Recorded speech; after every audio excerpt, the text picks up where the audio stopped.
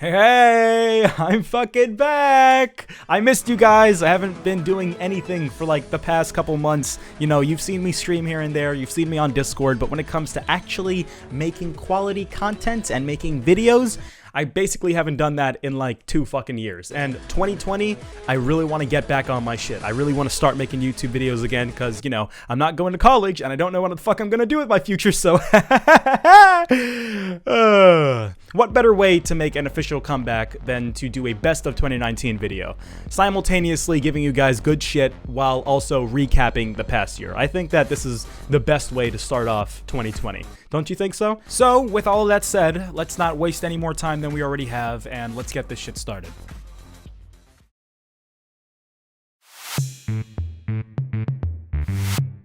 Now, before we begin, I think it's very important to preface this video by saying that this is not going to be a video about the best games of 2019, but rather my personal gaming experiences of 2019. The primary goal of this video is to recap you guys on what I've been doing this year, and a lot of the games that I played this year didn't actually come out this year. So you're gonna see a lot of shit that is like really old on this list, but you know, this isn't fucking Watch Mojo, this is Ali's top 10. So, you know, shut the fuck up and just enjoy it. All right, 3, 2, 1, go!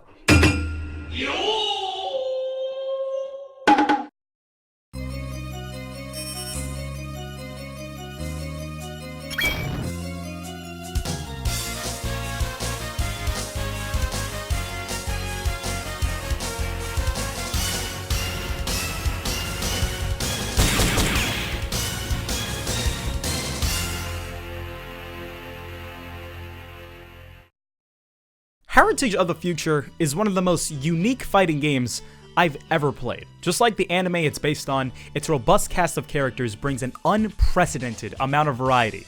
Hold Horse and his slow-motion bullets, Alessi's ability to turn people into children, Old Joseph's electric grapple vines, Jotaro's ability to just conjure up another fucking character.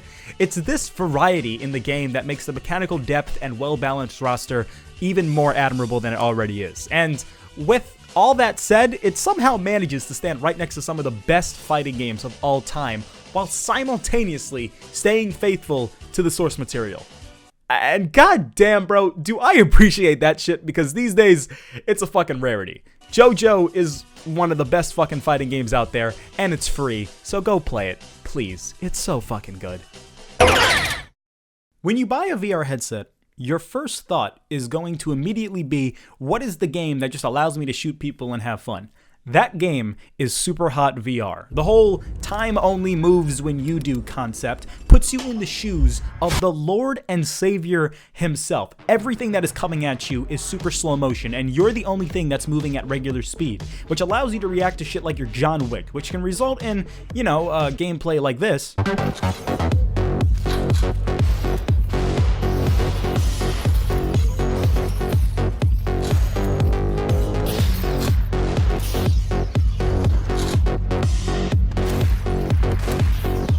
Or, you know, shit like this. Surrounded! Uh-oh. Uh-oh! Ah! Fuck yeah, I feel like a ninja! Whichever playstyle you fancy, Superhot VR is bound to be an enjoyable time. I haven't played that many VR games, but I genuinely wouldn't be surprised if Astrobot was the best of them all. It's a 3D platformer that takes full use of the VR headset's versatility, so much so that if it was just a regular game, it would just lose all of its magic. They use the VR headset so wisely in the gameplay that it just wouldn't be the same otherwise. And I'm also very, you know, gracious that this game is aware that the PSVR is very technically limited. Like, don't get me wrong, I love this thing, but the Move controllers and the camera, oh my god, this shit fucking sucks. Even for games like Superhot, man, it just does not work sometimes. They only work like 70% of the time. And the people who made Astrobot are aware of this, so they went out of their way to just mitigate all of the dumb, finicky bullshit that comes with the camera and Move controllers by just not fucking using them at all. And I praise them for that, because it results in one of the best PSVR experiences to date. If you ever decide to get one of these things, this should be the first game you buy. Out of all the games that came out on Apple Arcade, Bleak Sword is the one that caught my attention the most. As you attack, parry, and dodge through each level, you'll find that the enemies you face get harder while simultaneously seeing your skill as a player grow. You know what? I'm not even going to read the rest of my script for this part. I had like a whole thing written. I'm not going to read it. This is just mobile Dark Souls, okay? It's Dark Souls for the phone, and it works really well. If that's not a good enough selling point for you, then I don't know what is. Just whatever. Take it or leave it. I genuinely think that Super Smash Bros. Ultimate is the best game of all time. Like, I'm not saying that ironically or just for the video. I genuinely fucking mean it. This game appeals to everyone, no matter what your preference is, no matter what your tastes are. This is a game for casuals and for hardcore people alike. Are you, a fucking granddad that just wants to have a good time with the grandkids? Then this is the game for you. Are you a fucking tryhard that wants to demolish the competition and be the best Smash Ultimate player in the world and drink Monster Energy juice? This is the game for you. Now, for me, personally, I kind of just play this game whenever a new character comes out. I don't really fiend on it that much, but every time a new character does come out, it always reunites me with my friends. Me, SK, Avatar, always hop on Discord for a couple matches every single time one of the new characters comes out. I got some IRL friends that I always meet up with to play, so, maybe it's not the game that I love so much, but rather the friends that I make along the way. For the longest time, I never really understood why people loved 2D side-scrollers. I've played my fair share back in the day, but, I thought they were alright. I didn't think they were fucking masterpieces or anything. But that has fucking changed ever since I played Mega Man 1 on the Mega Man Legacy Collection. This shit fucking slapped. Tight responsive controls, a bumpin' soundtrack, that itch and desire to speedrun the whole game in like 2 fucking minutes. This is a given when you're making a 2D side-scroller. This stuff is like in every single one of these type of games. But these things can only really be appreciated once you visit the museum section in the game. See, back in the day, video games were fucking old. So old, in fact, that they couldn't even fit the entire gaming experience in the game. You had to experience it through the game manual, through reading the back of the box, through talking to friends at school, figuring out the secrets and shit. But all of that is compiled in this little museum section in Mega Man Legacy Collection. They got these like character artwork thingies, they got like character artwork and they got a little description next to it on how to beat them in the game. So you go check that and then you go to the game and then you fight the thing and do the thing that the thing tells you and you're like, oh shit, oh, it fucking works. That was pretty cool. That was pretty fucking nice. I loved it. It recaptures what made these games so special back in the day. It's this addition, along with the rewind feature, that eliminates the dumb bullshit that plagues these games of old and shapes them into the masterpieces for the modern era. Okay, so this one is kind of weird. Number 8 is 3 different games all sharing one spot on my list, and those games are Dragon Ball FighterZ, Akatsuki Blitzkampf, and BB Tag. All of these games are fighting games, and my time spent with each of them serves as my official introduction to this amazing genre. With Dragon Ball FighterZ, I learned to enjoy the desire to discover new shit in training mode, getting a new combo, figuring out how to counter something, the satisfaction from that. Ooh, it felt so goddamn good.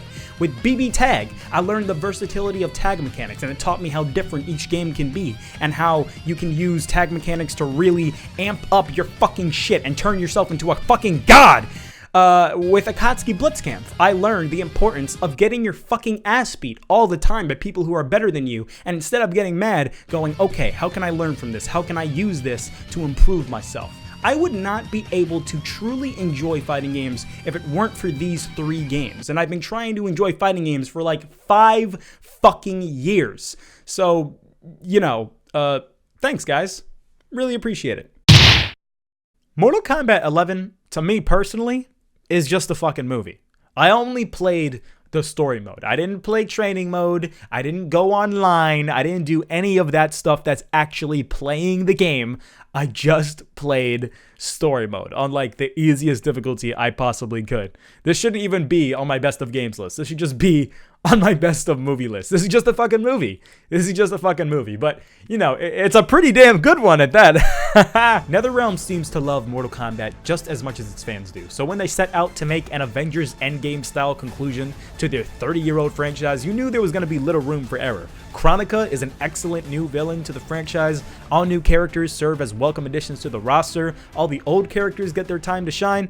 This is fucking perfect. Like, there's nothing wrong with this story mode. They don't do anything wrong with this one, and it's a genuinely amazing conclusion to like the Mortal Kombat franchise. Yeah, I don't have anything else to say because I didn't actually play the fucking game. So, next one, number six. Let's do number 6. Oh man, oh boy, this is the one. This is the one you guys have probably been waiting for. This is the most polarizing game I've ever seen in my entire life. Some people think it's a masterpiece, other people think it's a piece of shit, but I think that most people just don't know how to feel about this game. For a while, I've been the latter, but recently, I came to the conclusion that this game is not a masterpiece, nor is it a piece of shit. It lies somewhere down the middle. There are pros and there are cons, and depending on what was glaring through your playthrough more is really going to be what dictates your opinion on this game. Thankfully, I can say for me that the pros outweighed the cons just enough to warrant this game a spot on my list. And one of those pros being the motherfucking gameplay. The gameplay's so good. Another one of those pros is the motherfucking characters. The characters. I'm talking, Dead Man. Oh, BB.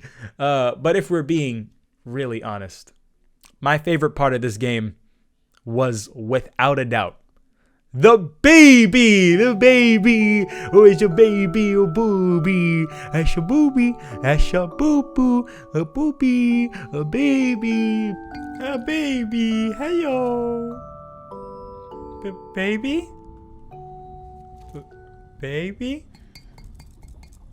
baby, huh? No! Oh my god, what the fuck? While Death Stranding is easily the most divisive game of 2019, Onimusha Warlords is easily the most underappreciated game of 2019. Like, I genuinely don't know why people don't talk about this game more. It is so fucking good and no one's talking about it. Like, what the fuck, man? As you're put into the shoes of a samurai on a quest to save a princess, you're encouraged to explore the game's labyrinth-like design at your own pace. And with every new area you enter, interesting, engaging challenges await you. Sometimes you'll find yourself doing a neat little puzzle to open a hidden chest, or you might find yourself in a room where like 12 guys are ready to fuck up your shit. But no matter what random challenges you come across in this game's small but fascinating open world, they all serve a meaningful purpose towards the ultimate goal of saving Princess Yuki. It's this classic Resident Evil style gameplay coupled with great combat and the fucking best soundtrack of 2019 that cements this game as a PlayStation 2 era classic. If you want to experience a Capcom classic of old, this is the game for you. Seriously, buy this shit right now. Koei Tecmo's Warriors games are infamous for being monotonous, mindless, button-mashing slugs, and after nearly 2 decades, they've done very little to shake up the formula for the better. But Senran Kagura Burst Renewal is the first game I've seen in a long-ass time to adopt this style of gameplay and actually make this shit fun and not the most repetitive fucking thing in the world. See, in most Warriors games, the combos just boil down to mash square a bunch, then mash triangle, and depending on how much you mash each one, your combo will differ as a result. In Senran Kagura, they harbor that same combo structure, but with the addition of parrying, and versatile movement, and super cancels, and this mechanic called an aerial rave that allows you to extend your combo. With all these new things, the goal is no longer, how can I kill these guys in the coolest way possible, but rather, how can I kill these guys in the most efficient, effective way possible without losing my combo. And it's this approach to the gameplay that makes the combat way more interesting than any Musou game I've ever played. And just to add insult to injury, each character has 4 different sets of combos that they are consistently changing after each time you level up, which boosts the replay value of this game beyond anything Koei Tecmo has published in the last 20 years. Which, in my opinion, is fucking phenomenal. Also, you know, the game has titties, if you haven't noticed already. So, you know, it's a win-win. You get to jerk off, and you get some good gameplay. You know, whenever I hear people talk about DMC5, the combat is always the thing that's being praised the most. And, you know, rightfully so, because the combat is already fucking phenomenal. But I feel like the combat wouldn't be nearly as praised if it weren't for the characters and story that act as the vehicle for said combat. Every single character, new or old, is a welcome addition to this cast, and each one of them serves a purpose to the story in a very cool, interesting way. Nero and V have their own personal conflicts that reinforce the themes of the franchise, while the old cast of characters aid the new ones in climbing those hurdles that they themselves once climbed before. But then you got characters like Dante, who still haven't learned their fucking lesson after like 4 fucking games. So you got all these dudes going through this, you know, mental bullshit, while at the same time trying to save the world from evil demons. And if you ask me, that's just fucking amazing how they have a game that can tell a story between 3 different protagonists without feeling all over the place. Phenomenal combat, amazing characters, a well-crafted story, a badass soundtrack, and I mean, come on, how can you not love this game? Capcom is fucking back. Hideki Itsuno, go pat yourself on the back, go take a vacation, you earned it. I know. I'm just as surprised as you are. This game has risen above the worst of circumstances. This was the laughingstock of the gaming community 2 years ago, which is not that long ago, but now, 2 years later, with EA taking the backseat and DICE taking the wheel and saying, nah, we're gonna be the, you know, fucking captain of this ship. The game has flown from the bottom of the Sarlacc pit all the way to the fucking twin suns of Tatooine. And I am so happy to say that because this game is so fucking good. Everything that was wrong with it has been fixed. Except for the single player. The single player is still really bad. But everything else is really good. Even though this is made by the guys who did Battlefield, the progression system is way more akin to the likes of Call of Duty. You unlock star cards for whatever character you're playing as, and they don't explicitly make you better enough to the point where your stats are leagues ahead of everyone else, but they are important upgrades that will change the way you play. And speaking of playing, the gameplay is it's so fucking awesome. In a normal match of Battlefront 2, you can play as anybody you want, as long as you have the battle points to show for it. You get battle points by just, you know, playing the game and not sucking ass. Once you get those battle points, you can spend them on a reinforcement class, which I understand it's not as cool as playing as fucking Obi-Wan Kenobi or something. But seriously, bro, it's the next best thing because these guys can whoop some serious fucking ass. I will find myself going on like a 15-player kill streak as a super battle droid or a droidica or something. But then when I die, I can just respawn as another super battle droid or another droidica because I gained so many battle points by whooping ass during that 15-player kill streak.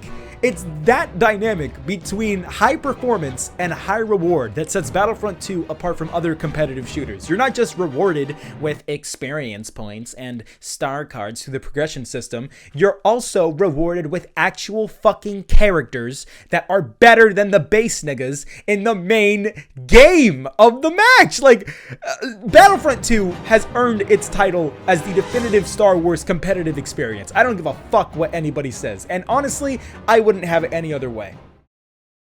All right, guys, it's the time you've been waiting for. My official #1 game of the year for 2019 is... You know what? I don't know how to introduce my game of the year without it coming off as kind of underwhelming, so I'll just let the game introduce itself.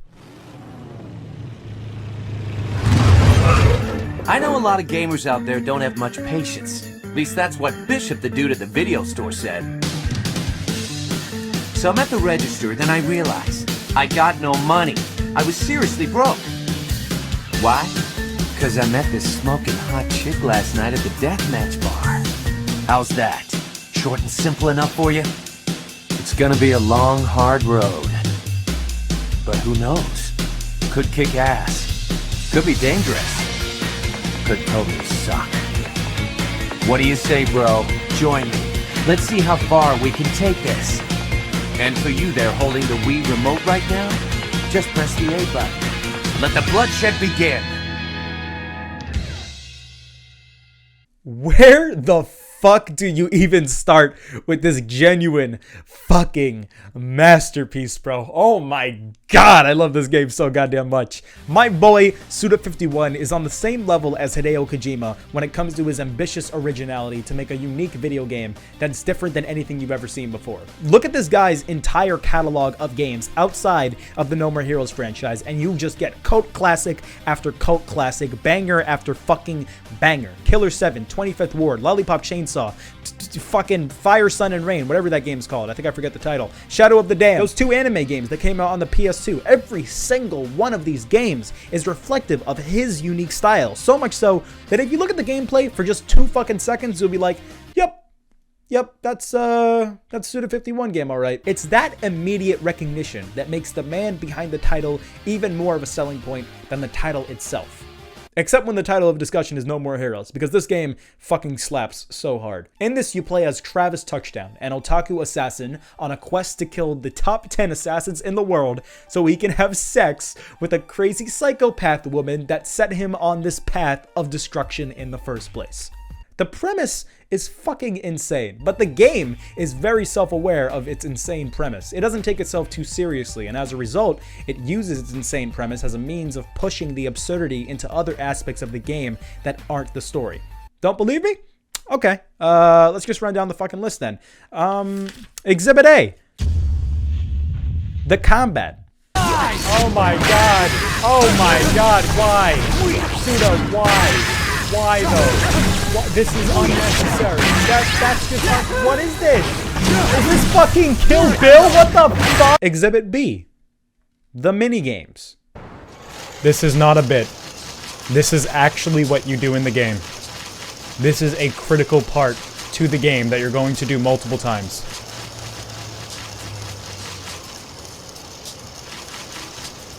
Am I crazy for enjoying this? Exhibit C. The writing. Rub some oil on me, will you? Me? You serious? What? Is there a problem? No. Thought you'd never ask. Your next opponent is here on this beach. Ah, just up ahead. So I'm supposed to fight on the beach. That is one of the conditions. Why? That's for you to figure out. Feels good. What other hidden talents do you have, Travis? Huh? Go any higher and I will kill you myself. What? Did you think I was gonna make a joke? Did you think I was gonna make fun of the writing? That's fucking awesome. It's hilarious. Come on. I'm serious. I'm not kidding. It's not a bit. Come on. Cut to the next bit. Come on, cut to the next fucking bit. It's not a joke. I'm done, okay? Move on. I could go into so much more detail as to why I love this game so much, but, you know, I'm trying to end this video. So for now, I'll just leave you guys with this statement. This is probably my favorite game of all time. All right, we are done. We are officially fucking done. That took a long ass time. A lot longer than I was fucking expecting. Thought I was gonna have that video done like 2 weeks ago, but here we are, 3 weeks into January and only just now getting it done. But you know what? I fucking had fun. I had fun doing this. This was very enjoyable, and I hope you guys had fun watching because I worked really hard on this one, and I plan to work just as hard on all the ones in the future. So before we end the video, I just wanted to show you guys, in case you were curious, my top 14 games. If they were all on one screen, this is what it would look like. Or however the fuck I'm gonna do it. Maybe I'll take my webcam off. I don't know. But if you also wanted to see what it looked like if you just included the games of 2019, then it would look something like this. And I think Bleak Sword would be at the bottom of the list, while Devil May Cry would be at the top of the list as my best game of the year. So if we're only talking about games in 2019, it would be Devil May Cry. And Senran Kagura is a close fucking runner-up, dude. Senran Kagura is a close runner-up. But yeah. Personally, I would kind of say Star Wars Battlefront 2 came out this year because, 2017 Battlefront, that wasn't a fucking game that we want to remember. But I digress. Yeah, so I did that. What else do we have to do? Before we go, really quick, just wanted to do a little lightning round of my most anticipated games of 2020. I don't want this. We're already like 25 minutes in. Really just want to get this shit over with. So I'm just going to quickly talk about each one of the games that I'm excited for in 2020. And I wrote them down, so I'm going to read them off. Dragon Ball Z Kakarot. I got to play this at a convention in London. And let me just say, it's not like Xenoverse. I know it looks like Xenoverse. I know when you look at the gameplay, it's like Xenoverse. And you're immediately like, ugh, I don't want to fucking play that. It looks like Xenoverse. It doesn't feel like Xenoverse, bro. It feels like an action RPG.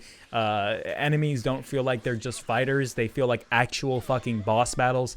It's really fucking fun from the little bit that I played at the convention. And it's an actual AAA game from Bandai Namco, which in the past 5 years, I can't say they've done that with anime games. So, this is a nice treat. This is a nice treat. They're really putting their all into this one, just like they did Fighters. And it's their last fucking straw because they keep putting out shit games and I'm fucking sick of buying them. So, Bandai, don't fuck this up. What else? What else do we got here? Iron Man VR. I also got to play this at the convention. Donkey, I know you're not going to like me saying this, but it makes you feel like Iron Man. And it does it so fucking well, man. I'm not going to go into detail, but let me just say, remember in the video earlier when I said Astrobot was the best VR game? This shit's going to take that spot. I'm telling you, this game fucking slaps. What else?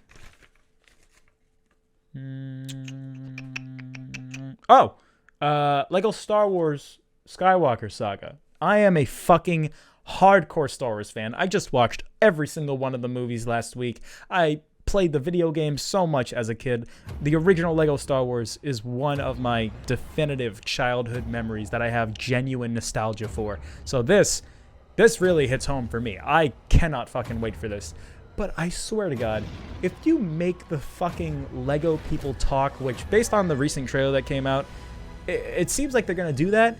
Please don't fucking do that. Please don't do that, bro. I don't like when Legos talk. That's just...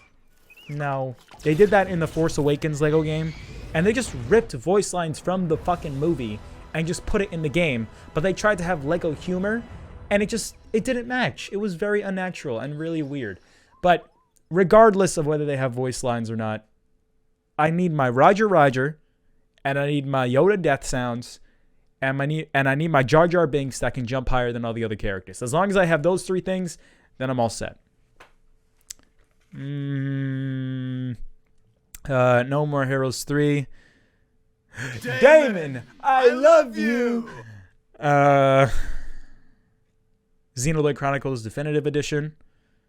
Can't wait to waste 2 months of my fucking life on that game. Yeah, I don't need to explain why I'm excited for those. Half-Life 3 looks amazing, but it costs $1,000, so fuck you, Valve. Last of Us Part 2 and Resident Evil 3. I have Last of Us 1 and I have Resident Evil 2 Remake and Resident Evil 1 Remake, so I just need to play the older ones, and I never really played them to completion. I played a little bit of Last of Us, I played a little bit of Resident Evil 1, and I feel like if I go back to them now, I'll have a good time. So, yeah, I don't think I'm going to buy these games day one, but I'll definitely play the earlier games and then play these games, and then, yeah. Yeah, that's kind of it. I mean... Off the dome, Doom Eternal looks pretty nice. The new Smash character just got announced this morning, along with Fighters Pass Season 2. 6 fucking characters over the course of 2 years. Wow, it's going to be great. Really excited for that new character. Cuphead. Sakurai spent 30 minutes explaining his moveset in great detail. Seems like a great addition to the roster. The internet's really happy about that one.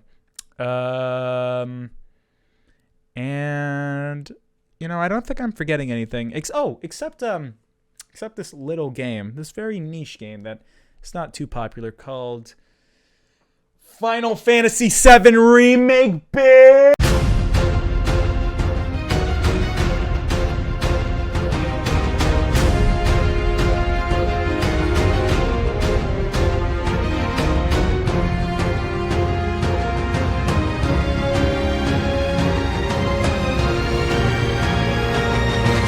You know what?